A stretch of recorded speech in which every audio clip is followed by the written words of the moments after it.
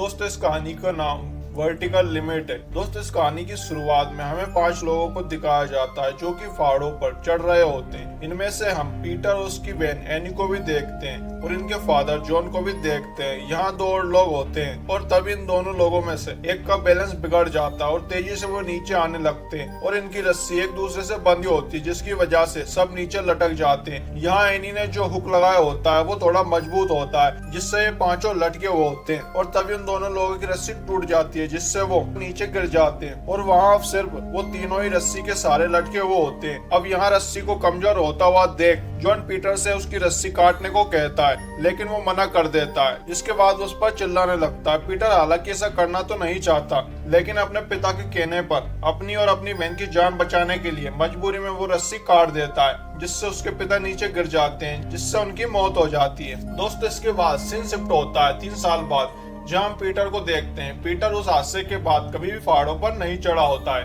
और वो अब वाइल्ड लाइफ फोटोग्राफर बन चुका है, लेकिन वहीं एनी एक फेमस माउंट क्लाइंबर बन चुकी है। वहीं एक दिन पीटर को पता चलता है कि एक टीम K2 पहाड़ पर माउंट क्लाइंब पर जा रही है और ये K2 पहाड़ दुनिया का दूसरा सबसे बड़ा पहाड़ होता है और इस टीम में एनी भी होती है। पीटर भी अपने काम के लिए K2 पहाड़ पर आया होता है, इसीलिए वो अपनी बहन से मिलने के लिए चला जाता है, लेकिन एनी अपने भाई को देखकर कुछ ज्यादा खुश नहीं होती और ना ही उससे अच्छे से बात करती है क्योंकि वो आज भी यही मानती है कि उसके डैड बच सकते थे अगर उसका भाई रस्सी नहीं काटता तो। वहीं दूसरी तरफ एलियट को दिखाया जाता है जो अभी अभी यहाँ पर आया होता है। अब यहाँ रात हो जाती है। एलियट सबको बताता है कि मैंने एक एयरलाइन बाय की है जिसकी पहली फ्लाइट 3 दिन बाद K2 के ऊपर से गुजरने वाली है और मैं चाहता हूँ कि उससे पहले हम वहाँ पर पहुँच जाए क्योंकि वो उसे K2 की चोटी से देखना चाहता है। लेकिन तभी यहाँ एक बूढ़ा इंसान आ जाता है। तभी वो एलियट से कहता है कि अगर पहाड़ चढ़ते वक्त मौसम खराब हो जाए तो तुम क्या करोगे। दोस्तों ये आदमी हर रात को उस पहाड़ी पर चढ़ता है और वापिस आ जाता है और वो ऐसा क्यों करता है ये हमें आगे पता चलेगा। एलियट उस आदमी से कहता है कि अगले 2 महीने तक मौसम नहीं बिगड़ने वाला और अगर ऐसा कुछ होता है तो हम हमारे टीम के कैप्टन की बात मानेंगे। इसके बाद वो वापस अपने कैंप आ जाता है जहाँ वो सेविंग करता है, जिसके बाद वो वापस K2 पहाड़ी की तरफ निकल जाता है। अब यहाँ रात को पीटर अपनी बहन एनी के कैंप में आता है और वो उससे उसके मिशन के लिए गुड लक कहता है, लेकिन एनी अभी भी उससे ठीक से बात नहीं करती। अगली सुबह दिखाया जाता है कि एनी, एलिट, टॉम और उनके साथी पहाड़ पर चढ़ने के लिए तैयार हो जाते हैं और यहाँ से हेलीकॉप्टर से निकल जाते हैं। अब ये एक ऊंची जगह पर लैंड करते हैं। अब इन्हें यहाँ से क्लाइंबिंग करके आगे बढ़ना होगा।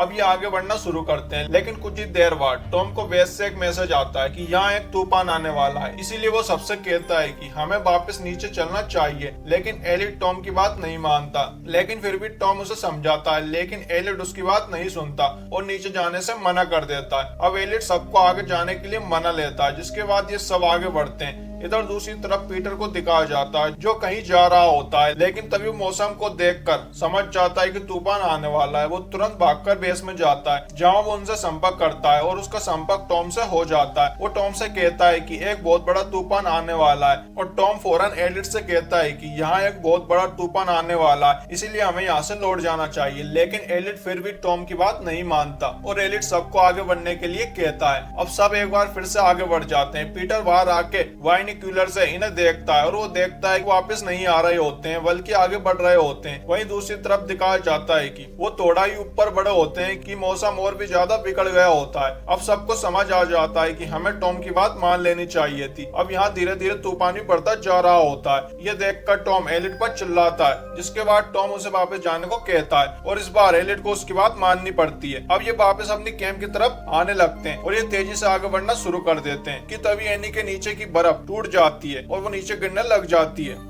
तभी एनी को बचाने के लिए उस गाय के पास जाते हैं, लेकिन तभी वहाँ बर्फ का तूफान आ जाता है जिससे ये 5 लोग 2 चट्टानों के बीच खाई में गिर जाते हैं और ये 5 में से 2 लोग गिरते ही मर जाते हैं और इनकी खाई के ऊपर भी अब पूरी तरीके से बर्फ जम जाती है। अब ये अंदर फंस चुके होते हैं। अब इस हादसे के कारण इनका बेस से कनेक्शन टूट जाता है। इधर सब लोग परेशान थे, लेकिन तभी पीटर को एक आइडिया आता है और वो मोर्स कोड के जरिए एनी से कांटेक्ट करने की कोशिश करता है और उसका कनेक्शन एनी से हो जाता है। एनी उसे बताती है कि वो अभी भी जिंदा है, लेकिन वो एक खाई में फंस चुके हैं। अब ये सुनने के बाद पीटर फैसला करता है कि वो इन्हें बचाने के लिए जाएगा। तभी उसे बताया जाता है कि उनके पास बहुत कम समय बचा है क्योंकि वहाँ ऑक्सीजन की कमी होगी और उस हालत में उनका बचना बहुत मुश्किल है और उन्हें यह भी नहीं पता होता है कि वो कहाँ फंसे हैं। इसीलिए वो तय करते हैं कि वो पाकिस्तानी आर्मी से मदद मांगेंगे। इसीलिए वो वहाँ की आर्मी से मदद मांगते हैं और आर्मी वाले इन्हें बर्फ तोड़ने के लिए नाइट्रोग्लिसरीन बम देते हैं। साथ ही सोल्जर उन्हें ये भी बताते हैं कि ये बम बहुत ही खतरनाक है क्योंकि इनके ऊपर अगर थोड़ी सी भी सनलाइट पड़ी तो ये फट सकते हैं। यही पीटर को उन सबको बचाने के लिए कुछ क्लाइंबर को भी अपने साथ ले जाना होगा, लेकिन कोई भी उनके साथ ऊपर नहीं जाना चाहता। लेकिन तभी यहाँ एलिट की टीम अनाउंस करती है कि जो भी उन्हें बचा कर लाएगा उन्हें 50 लाख का इनाम दिया जाएगा, जिससे पीटर के साथ 3 लड़के और 1 लड़की जाने के लिए तैयार हो जाते हैं। तभी यहाँ एक आदमी पीटर से कहता है कि तुम्हें अपने साथ विक को ले जाना चाहिए क्योंकि वो पहले भी इस पहाड़ पर कई बार चढ़ चुका है। दरअसल काफी साल पहले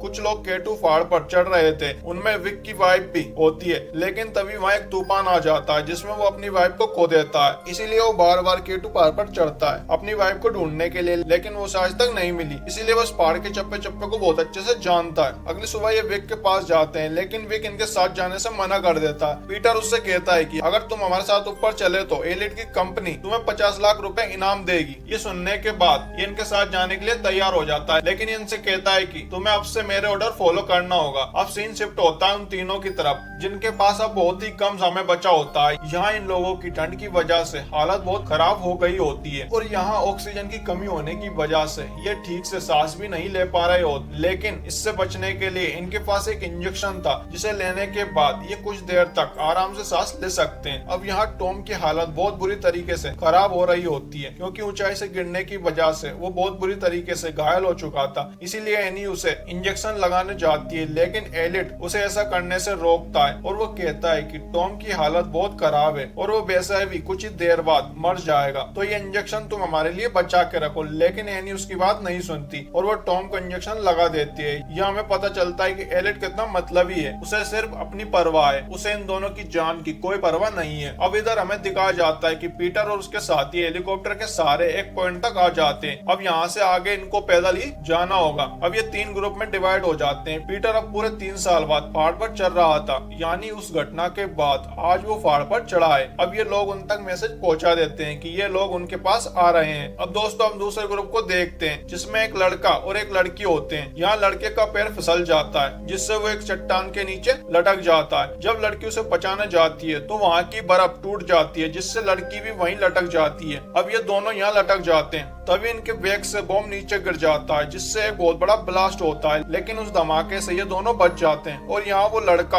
वहाँ से एक दूसरे पत्थर पर जंप करता है और जैसे तैसे ऊपर चढ़ जाता है, लेकिन अचानक से उसके पीछे से एक बर्फीला तूफान आ जाता है जिससे वो नीचे गिर जाता है और उसकी मौत हो जाती है। लेकिन हम देखते हैं कि लड़की खुद को किसी तरह से बचा लेती है और पीटर के पास आ जाती है। वहीं तीसरे ग्रुप को दिखाया जाता है जिनके बॉम्ब में से ग्रीन कलर का लिक्विड निकलता है जो सनलाइट में चला जाता है और बॉम्ब फट जाता है और वो दोनों भी मर जाते हैं। ब्लास्ट की वजह से वहाँ आसपास की बर्फ गिरने लगती है और जिससे विक की वाइफ की डेड बॉडी भी बर्फ से बाहर आ जाती है। और तभी ना यहाँ एक मेडिसिन का बॉक्स मिलता है जो कि पूरी तरीके से खाली होता है क्योंकि दोस्तों इसकी वाइफ की मृत्यु दम घुटने की वजह से हुई थी और विक की वाइफ के साथ एलिट भी था। और विक समझ जाता है कि उस दिन एलिट ने खुद को बचाने के लिए पूरी दवा यूज कर ली थी और अगर वो उस दिन विक की वाइफ को मेडिसिन दे देता तो शायद आज वो जिंदा होती। इस बात से विक को एलिट के ऊपर बहुत गुस्सा आता है। इधर एनी पीटर को कॉल करती है और कहती है कि तुम यहाँ से वापस चले जाओ क्योंकि यहाँ ठंड बहुत ज्यादा है, क्योंकि उसे लग रहा होता है कि अब उनका जिंदा रहना मुश्किल है। फिर थोड़ी देर बाद एनी को नींद आ जाती है। तभी एलिट टॉम के पास जाता है और उसे एक काली इंजेक्शन लगाकर मार देता है और जब एनी की आंख खुलती है तो वो देखती है कि टॉम अब मर चुका है, लेकिन वो समझ जाती है कि एलिट ने टॉम को मारा है। तभी एनी उससे लड़ने लग जाती है और ये लड़ते लड़ते एक चट्टान से टकरा जाते हैं। तभी ऊपर से बर्फ गिरना शुरू हो जाती है जिसकी वजह से ऊपर एक होल हो जाता है जहाँ से बाहर की रोशनी अंदर आ रही होती है, लेकिन वो होल इतना बड़ा नहीं होता जिससे वो दोनों बाहर निकल सके। और ये अपनी लोकेशन पीटर को बताने के लिए टॉम की डेड बॉडी से खून निकाल लेते हैं और उसे एक बैग में भर के ऊपर फेंक कर उसे ब्लास्ट कर देते हैं जिससे वहाँ खून चारों तरफ फैल जाता है और पीटर भी उस खून को देख लेता है और वो यहाँ आके एक ब्लास्ट करता है और इस ब्लास्ट के बाद वो नीचे अपनी बहन को देखता है जिसकी हालत अब बहुत खराब हो चुकी है। पीटर अब जल्दी से नीचे रस्सी फेंकता है। एलिट रस्सी को एनी से बांध देता है। वहीं पीटर और उसका साथी रस्सी को ऊपर से खींचने लगते हैं, लेकिन तभी इन्होंने जहाँ रस्सी बांधी थी वहाँ से वो निकलने लगती है। लेकिन तभी वो विक आ जाता है और उसे दोबारा रस्सी को नीचे दबा देता है, और जिसके बाद विक खुद नीचे जाता है। पीटर समझ जाता है कि विक एलियट को मारने के लिए जा रहा है, लेकिन विक उसे नहीं मारता। तभी विक एलियट के कमर में रस्सी बांध देता है और पीटर इन तीनों को ऊपर खींचने लगता है, जिसमें सबसे ऊपर एनी बेहोश हालत में बंधी थी और उसके नीचे विक और एलियट थे। लेकिन तभी बीच में से बर्फ टूटकर विक और एलियट के ऊपर गिरने लगती है, जिसकी वजह से पीटर का बैलेंस बिगड़ जाता है और वो भी इनके साथ लटक जाता है। ऊपर से वो लड़की है जो इन्हें खींच रही होती है। विक समझ जाता है कि ज्यादा देर चारों इस रस्सी पर नहीं लटक सकते, इसीलिए वो अपनी रस्सी काट देता है, जिससे विक और एलियट दोनों नीचे गिर जाते हैं, जिससे दोनों की मृत्यु हो जाती है। और अब दिखाया जाता है कि पीटर अपनी बहन को लेकर कैंप में पहुंच जाता है, जहां इन्हीं को होश भी आ जाता है। अब यहाँ जितने भी लोगों ने इस मिशन में अपनी जान गंवाई होती है, उनकी फोटो एक जगह लगा दी जाती है। और दोस्तों, इसी के साथ इस मूवी का एंड हो जाता है। तो दोस्तों, आपको वीडियो कैसी लगी हमें कमेंट में जरूर बताना। दोस्तों, और भी ऐसी वीडियोस के लिए चैनल को अभी सब्सक्राइब कर दो। Thank you.